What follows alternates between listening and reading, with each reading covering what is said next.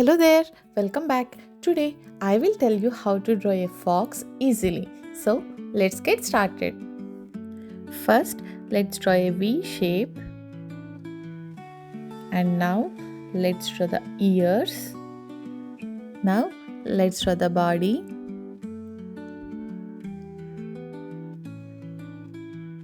tail,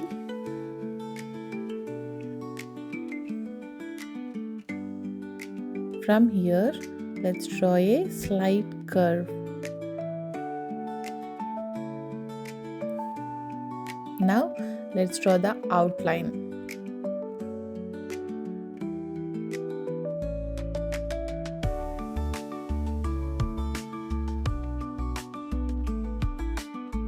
Erase the pencil traces and let's start the coloring.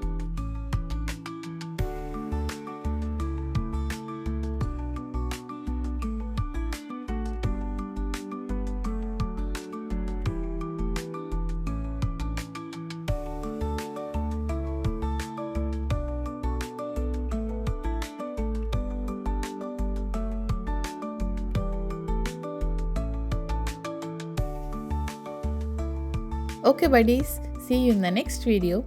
Till then, bye bye.